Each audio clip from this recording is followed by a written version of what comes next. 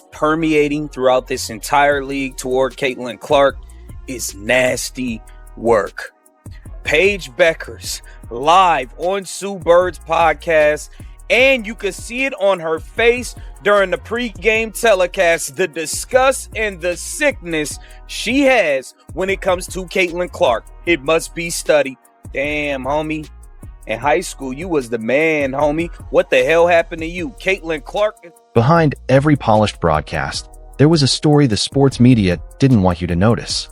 For months, top voices in the WNBA world tried to sell fans on one simple idea: that all the rough fouls, the tension, and the clear disrespect toward Caitlin Clark were just part of the game. They smiled for the cameras and acted like nothing was wrong inside the league. Just hard competition, nothing more. But feelings like that don't stay buried forever. Sooner or later, the truth breaks through. And it did, in the biggest way possible. The mask slipped when Paige Bueckers, a player many expected the media to crown as the league's next big star, seemed to admit she felt something close to jealousy. That one moment sent shockwaves through basketball fans everywhere. While everyone else argued about it online and on podcasts, Clark didn't say a word. No statement. No clapback. She let her game speak instead. She showed up to All-Star Weekend and took over. From the very first night, she made herself the center of the MVP conversation and turned the league's biggest event into her own stage. But as wild as the Bueckers moment was, it was nothing compared to what happened next with Angel Reese, under the brightest lights of all. Stay with us, because once the league's hidden tension came out into the open, there was no putting it back. When you be watching like Law and Order and they got evidence in different cases they got to lay out on the table, don't go nowhere. We got a bunch of little evidence here, okay? Look at this. I see a lot of Paige Bueckers fans talk about how she can't stand Caitlin Clark. This might help y'all understand why. Jealousy and envy, not easy emotions to deal with. Take a listen at what Paige Bueckers had to say here. And then it just felt like women's basketball just took the world by storm, and rightfully so. So I'm not, and I felt bad because I felt like jealous in a way, and I felt like envious, and I've never been that type of person. I felt jealous and I felt envious. Now, when she talks about women's basketball taking over, who is she talking about? Caitlin. Want to know why league insiders suddenly got so nervous? You need to look past the scoreboard, because the real fight was happening somewhere else entirely. Most of these players had been the best since they were kids. Top of their school teams, leaders everywhere they went, used to being the biggest name in the room. Then one guard from Iowa showed up and flipped everything upside down. Suddenly, the arenas were packed. Teams were fighting over charter flights. Jerseys were flying off shelves. TV ratings hit numbers the league had been chasing for years. But here's the thing. Fans weren't giving credit to the veterans for any of it. Almost all of it pointed straight back to one player, number 22. Then, in one interview that got everyone talking, the truth slipped out. Paige Bueckers brought up jealousy, talking openly about the attention Clark was getting, before quickly steering the conversation toward pay in women's sports. But trying to change the subject didn't erase what she'd just said. If anything, it proved just how impossible it had become to ignore Clark's impact. This wasn't just an awkward soundbite. To a lot of fans, it confirmed something they'd suspected all along. This was never only about hard fouls or tough defense. It was about pride, status, endorsement deals, sold-out arenas, a signature shoe, global attention, all landing on one rookie. For months, people brushed off any talk of jealousy in the league. But that one comment cracked the door open on a feeling a lot of people had been trying to hide. Women should have more money because they have period cramps. They need to give birth. Because she's got multiple messages to send to people. One of them is not to be believed.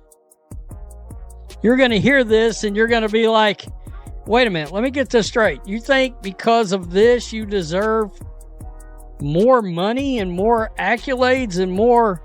Nah. But yet all we hear from the players in this league is we want to be treated like a man, so much that it seems like 70% of the league acts like they're men. Lord knows they're trying to let biological men into the league. And we got Paige Bueckers admitting that she's jealous. She's envious of the popularity that Caitlin Clark's got. I mean, yeah, I guess give her credit for two things. Actually admitting it, and the second thing being actually not trying to beat the crap out of Caitlin Clark. I mean, we can't say this. I've never heard Paige Bueckers say anything, technically speaking, that's venomous, I don't think, towards Caitlin Clark. I don't remember anything. Let's be fair here. Paige Bueckers is a genuinely great player. But when Clark keeps running into doubtful media coverage, jealousy from other players, and a league that seems eager to shrink her spotlight, what does a special athlete actually do about it? Simple. She lets her game do the talking, where nobody can spin the story. Going into All-Star Weekend, the league seemed to want one thing: a night for the veterans. Their stage. Their chance to remind everyone who's really in charge. Then Clark walked in and blew that whole plan apart. From the first minute, something was different about her energy. This wasn't just some fun exhibition game for her. Every play felt like a message, aimed straight at anyone who'd been doubting her. Every deep three she drained from way beyond the arc looked like a direct answer to her critics. Every pass she threaded through a tiny gap in the defense reminded people that her basketball IQ is on a completely different level. She sees plays before they even happen. She moves defenders with just her eyes. She creates chances that look impossible, right up until the ball's already in her teammates' hands. And here's the wild part. The more pressure she was under, the calmer she looked. The louder people talked, the more she let her game do the answering. Been that type of person where I don't want other people to succeed. Like, I want everyone around me to succeed, like, more than I want myself to succeed. Like, I just want great for people. I want, like, I've always thought, like, showing light on others doesn't diminish your own. Like, I feel like iron sharpens iron, and I just feel like really happy for people who are succeeding, because I know how hard it is to be at this level and how much work it takes and how much resilience and dedication and sacrifice. So she admitted that the women's basketball took over. We already know why. It's not because of nobody in the WNBA that was already there. This is in college. This is in college. When Caitlin Clark took over, she felt jealous. Now, take a look at this. Paige Bueckers was pissed while Caitlin Clark was talking about her signature shoes. Now, take a look at Paige Bueckers' face while Caitlin Clark is talking about her signature shoes. Caitlin, I'm curious, did you hook up any teammates or anybody with the shoe? Or, I mean, Courtney Williams is rocking them tonight, which, like, I've had multiple people ask for them. I only have size 9 right now. Look at her face. Look at her face. So they're actually playing in my samples. Look at her face. She don't want nothing to do with it. She don't want nothing to do with this. She don't want to hear about no damn Caitlin Clark shoes. She been jealous of this girl since college. Size 2. So buds have them on. Both of the buds have them on. So yeah, this is a pretty fun pair, and you're looking at. I think it's like Valentine's Day edition. You got the charm on there, but I was gonna wear some all white ones. I'm like, that's not fun enough. We got to break out some. Look at Paige Bueckers' face. She's still jealous. Some fire. So cute with the color. The ombre matches the jersey. You mentioned teammates, right? You both have teammates you're participating with. What have you loved? Now, watch this. You gotta pay attention to the signs, man. The signs be right there in y'all face. The signs. Clark ran the show with so much confidence that the crowd almost forgot anyone else was even on the court. Other big-name all-stars started looking like extras in someone else's movie. By the time the night wrapped up, there was no denying it anymore. She was the reason everyone showed up. For her critics, this was the exact nightmare they'd been dreading. Every camera, every fan, every conversation kept circling back to the one player they'd spent months trying to knock down.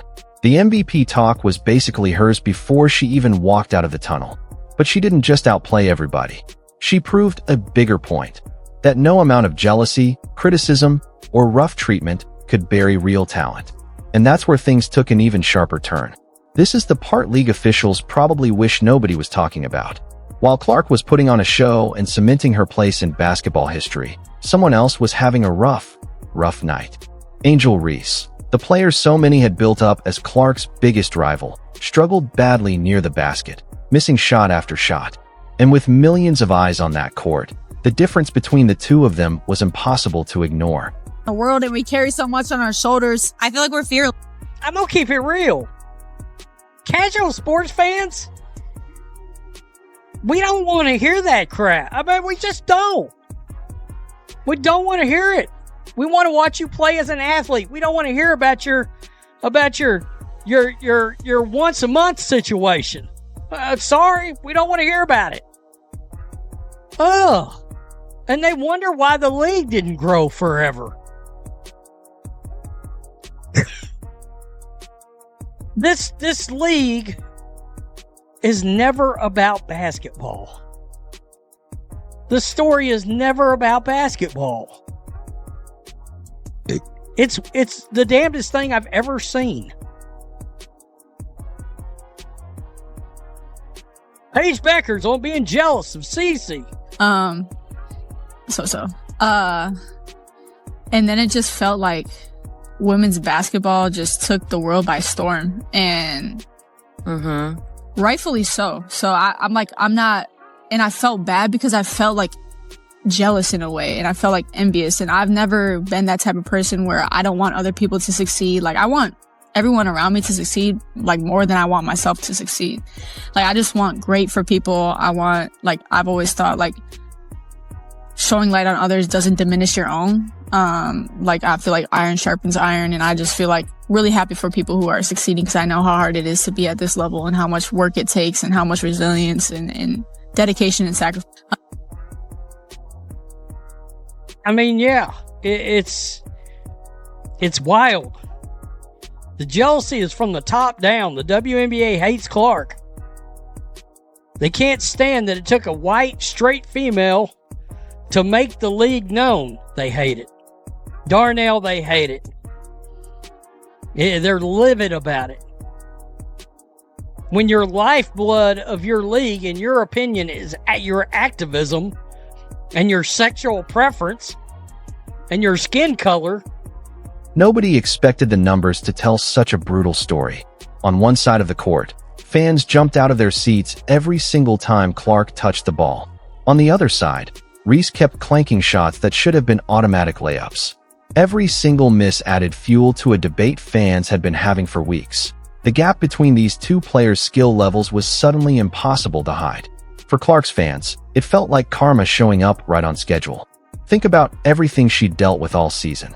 Hard fouls, nasty comments, endless media narratives trying to shrink her down. But once the cameras were rolling on the biggest stage of the year, none of that mattered anymore. There was no editing this, no spinning it. Fans saw exactly what was happening with their own eyes. The league had spent months selling this as some even, balanced rivalry. That night proved otherwise. It wasn't close. And the same critics who'd spent all season making excuses for why Clark kept succeeding suddenly had nothing left to say. The whole conversation around the WNBA shifted overnight, and it felt permanent. Bueckers had already opened up publicly about feeling jealous. Reese was getting dragged online for missed shots in front of a national audience. And through it all, Clark just kept standing at the center of everything. The loudest cheers, the biggest headlines, the whole weekend basically built around her. For a long time, it felt like the people running the show were trying to control who got access to the spotlight. Clark didn't wait for permission. She kicked the door open herself and rewrote the whole picture. And that's when things got even more interesting, because people started talking. Openly. On camera. Things got weird around here, and honestly, I think we all know why. She flat out said she was jealous.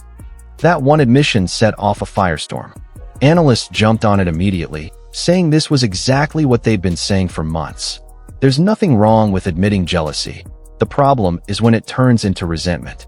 If anything, they said, it takes guts to say it out loud, especially when so many other players clearly feel the same way but won't admit it. And then came the harder conversation, the one about how some players take those feelings out on Clark, whether it's rough play on the court or hostility online. Some pointed out how easily race gets dragged into the discussion too, simply because of where she's from and what she looks like. But commentators kept coming back to one point. Bueckers wasn't the only one feeling this way.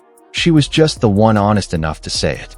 People noted she could barely hide it on her face during a joint pre-game interview. She looked distracted, uncomfortable, almost like she didn't want to be standing next to Clark at all.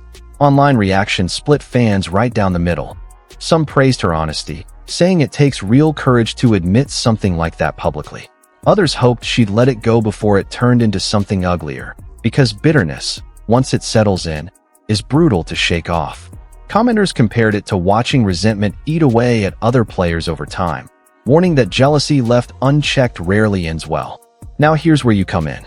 This whole situation is going to have fans talking for a long time. Were you shocked that Bueckers admitted to feeling jealous out loud? And what did you think seeing Clark completely own the spotlight while the player built up as her biggest rival struggled so publicly? Drop your honest thoughts in the comments. We want to hear exactly where you stand on this.